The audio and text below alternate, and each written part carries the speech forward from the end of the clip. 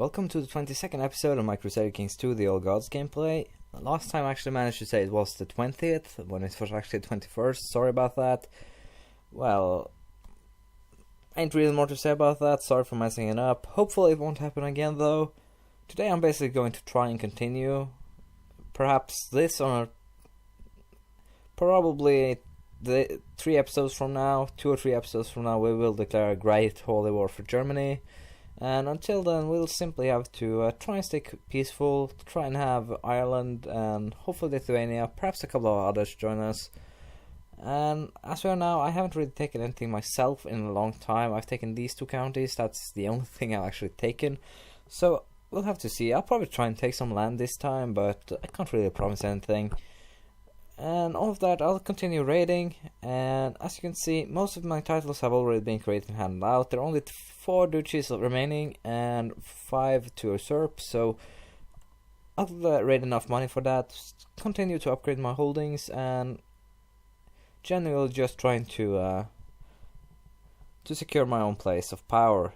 Last time Italy ended up with a war of their own. I didn't really show you what kind of war, so it's basically just a claim war.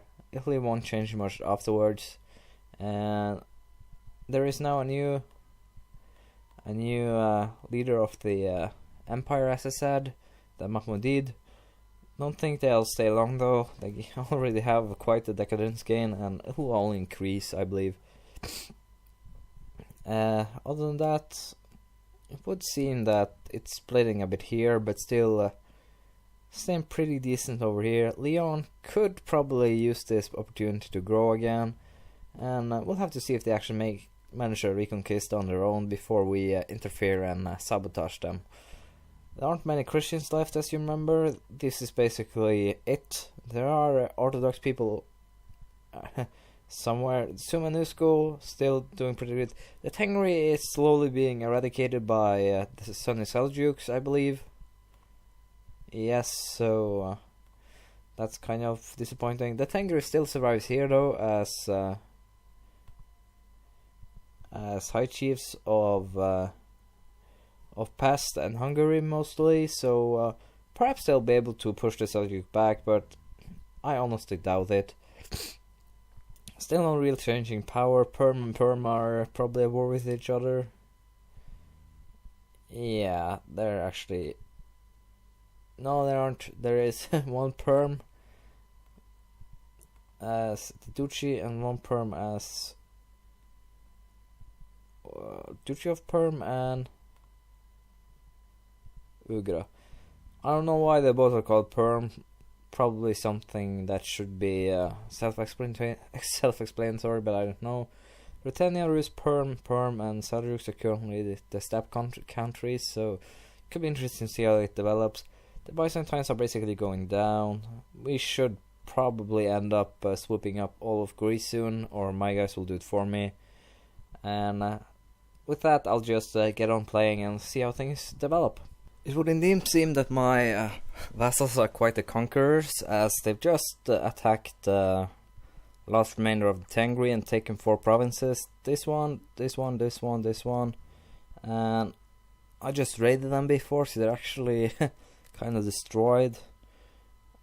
Unfortunately, it's this guy that holds most of the land, and I should probably make him the Duke of Pest. So I'll do that once I get enough lands. As you can see, the prestige for the house itself, mostly of it comes from counties, and secondly is duchies. So yeah, it should have been quite larger, but I haven't really been able to fulfill what I want to and have most of the lands under my family's rule. I guess rather about now it's 50-50, or outsiders have more land basically, because I really don't have anything except for my own family that I actually can take lands from.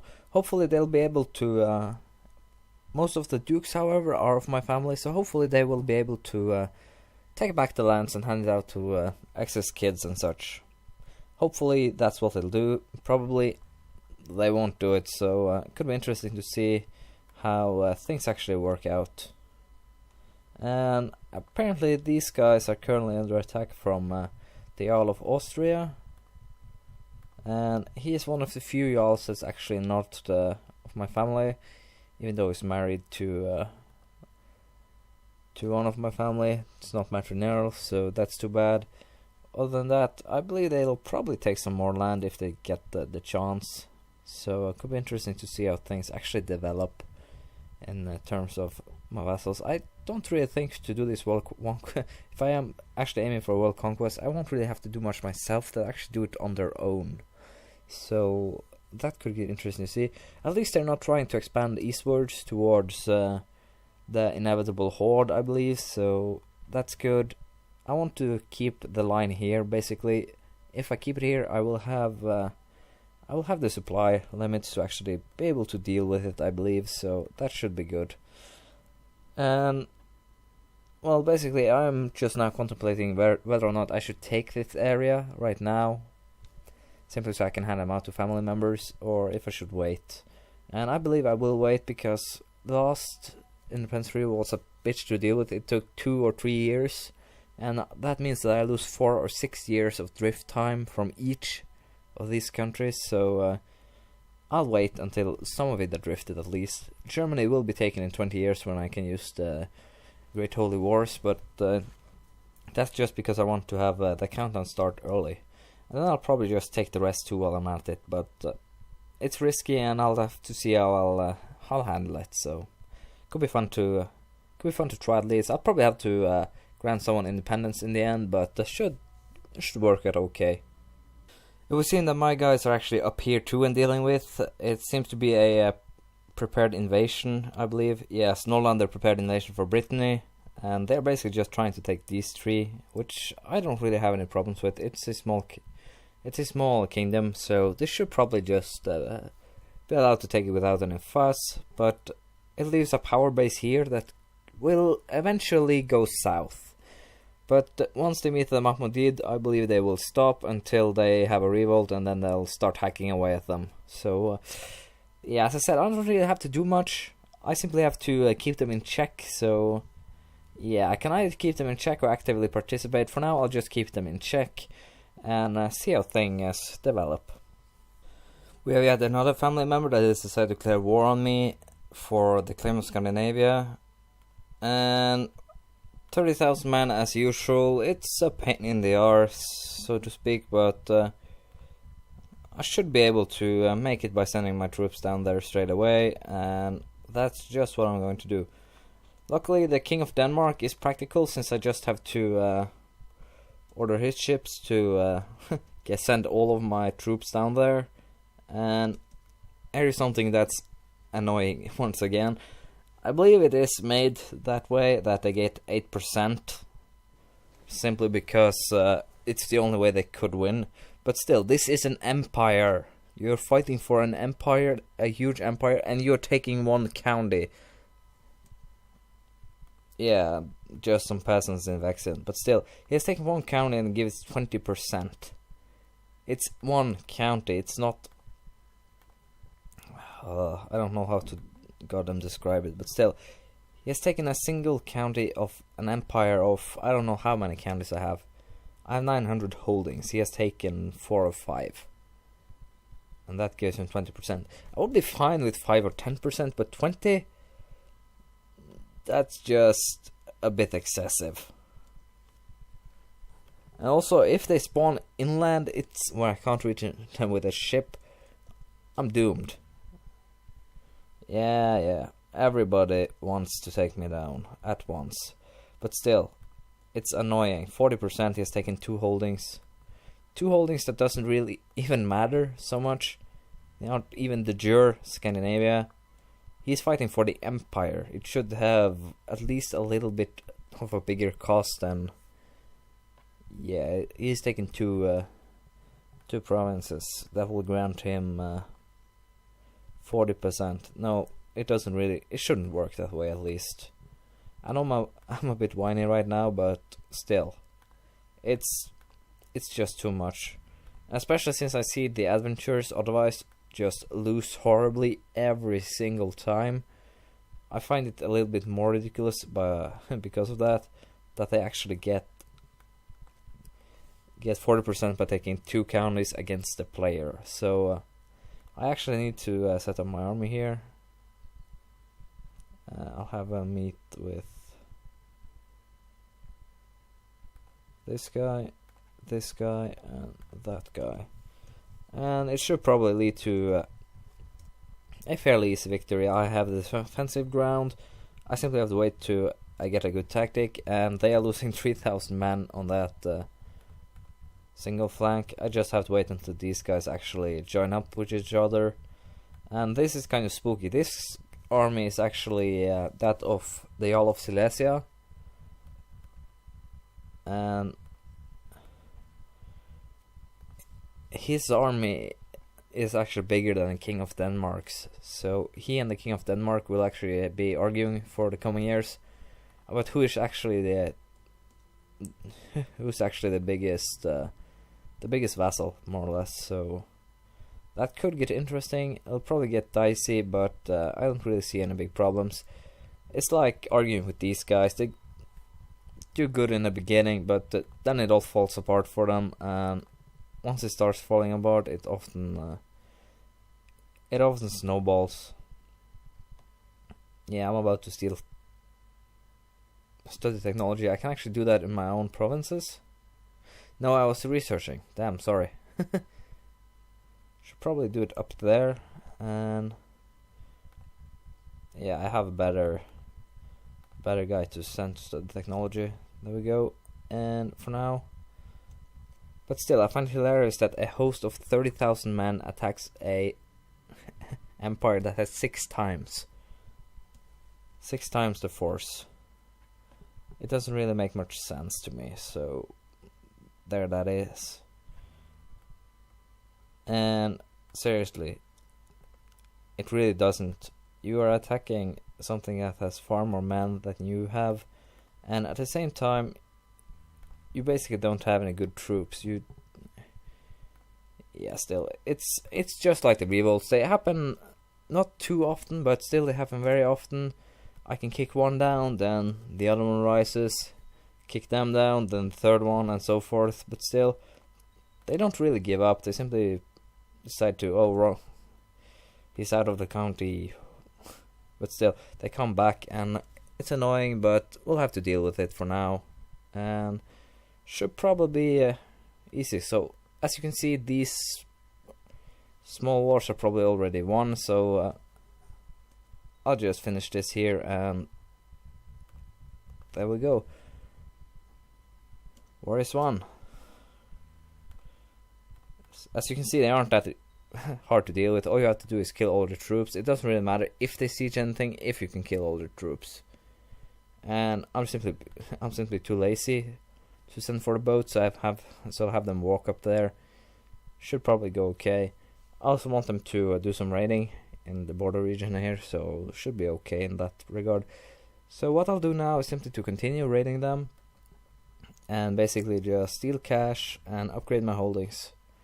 It's actually quite effective, as I said, so you should test it yourself. If you have archers and will use mercenaries mostly in wars, just make archer retinues, because they are so good to simply raid with in the border provinces, or send them with boats. And that's basically what I have to say about that. It should probably work out fine, and you'll have good luck with that. I just decided to build a couple of cities thanks to my raiding, so I'm currently building a city holding in Akershus and in Westfold.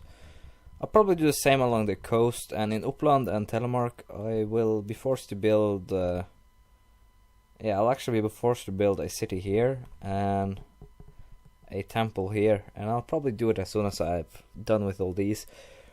Also started the building of a university in both cities. Had about 3,000 when I began. Raiding the Byzantines is actually quite profitable.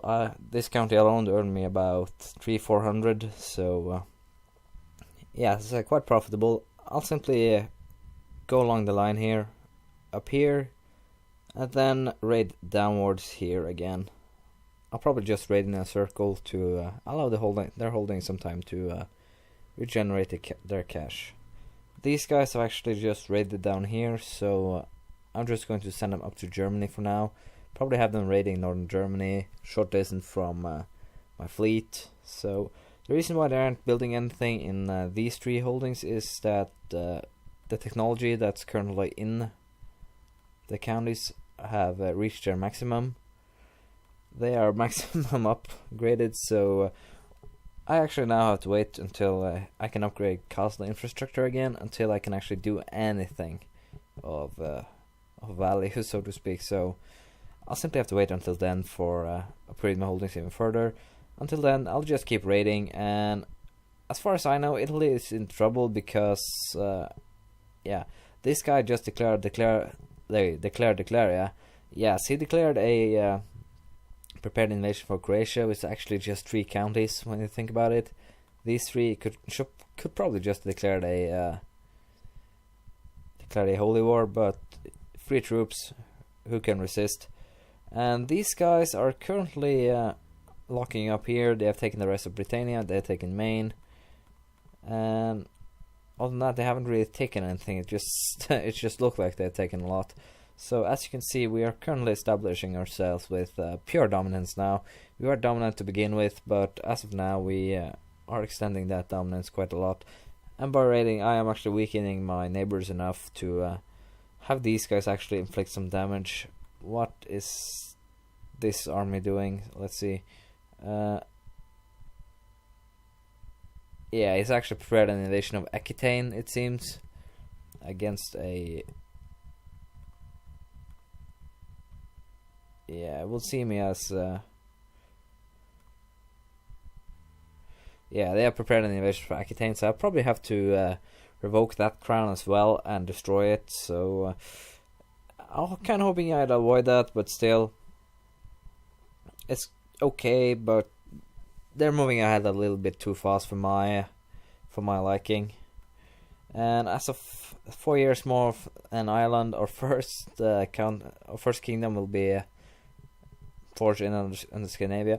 I'm actually a little bit unsure if this guy will make it. He has actually lived long. He hasn't shown any problems whatsoever, and he has been leading the raiding force more or less his entire life. So should be interesting to see if he's able to keep himself alive for the next 4 years.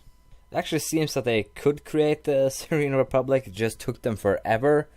So this guy just decided he should declare it. He inherited it a little while ago, and I'm wondering if this will fuck up my de jure empire.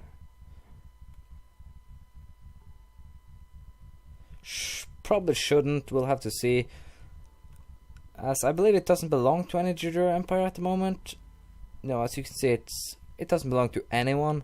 So even if the kingdom is created, I believe it should drift on its own. It's still Italian though. This guy is Norse, so should go okay. And I believe he holds 3 duchies too. Yeah, 3 republics, along with the Syrian Republic. But nice that they actually took the liberty to finally create it for me. I thank him for that. If there were any of you that actually wonder how much I get from a random province I actually siege, this is Rashka, I believe I took 17, 41, 75, 51. That's just irregular, and that's not the richest provinces. Most of the Byzantine provinces, you get about 70 from castles, a little over 100 for cities, and around a little less than that for bishoprics. But always the last holding, it seems you get less, like 20 or 30, or even down to 5, 6. So it's interesting to see. It's actually not that long ago since I actually raided all of these. So I wanted to try and show you, but apparently not now. Well, I'll show you later. It would seem that my emperor just died, and this guy is the new emperor. He has nice traits all along the line, has a great diplomacy, so he should probably be able to have good control. Has a bunch of sons though, so I'll probably have to take some land simply to have something to give them, and I'll have to nominate a new guy for the empire. Let's see. We'll actually go with this guy. He has great diplomacy, he has decent order stats, learning a bit low, but should be alright. The other ones, yeah, we'll go with Rain. And yeah, I have unlanded sons, a bunch of them, but I only have one county to hand out, and that is this one, so that's a bit of a pickle, I guess. Not really, I'll just declare war for something. And I should probably do it quite soon, actually, thinking about it. So I believe I'll actually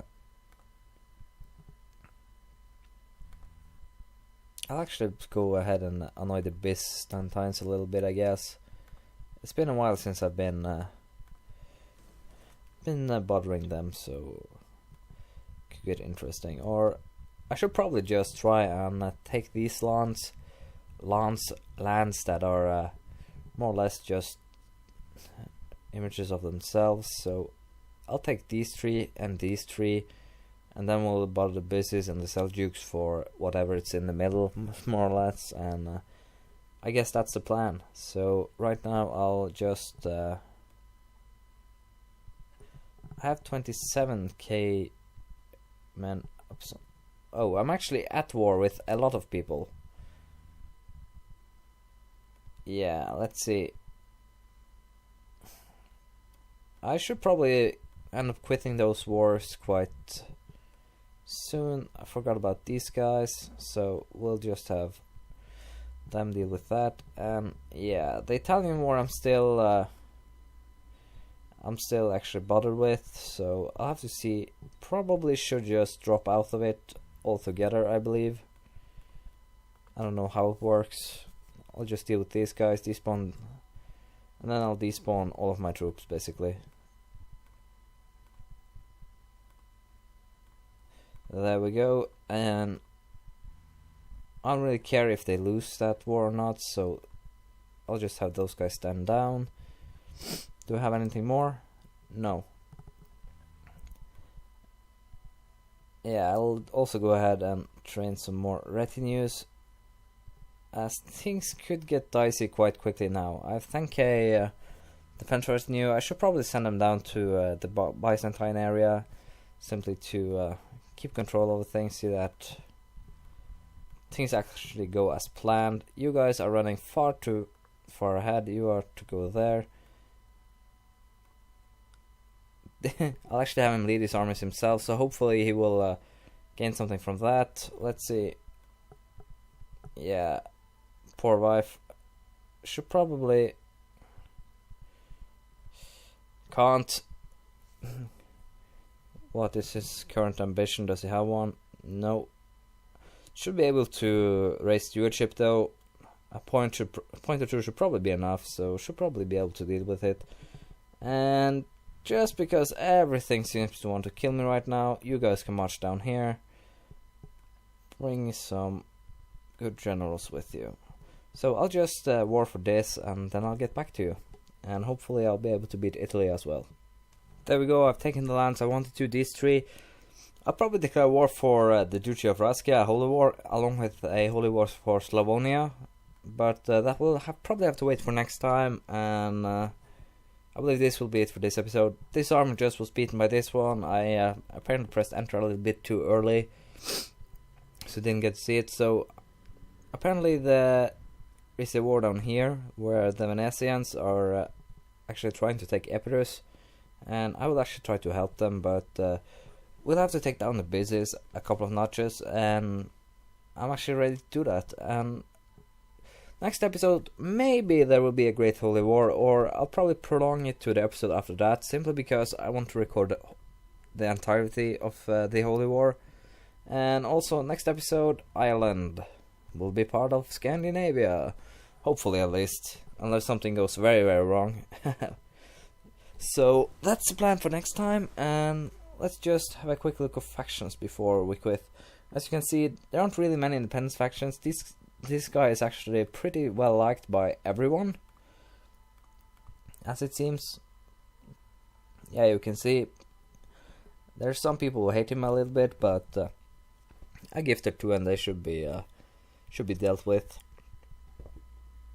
But this will be it for this episode. Thank you for watching. Please leave a comment, some criticism, some praise, anything really, you know the drill. And I'll see you later. Bye.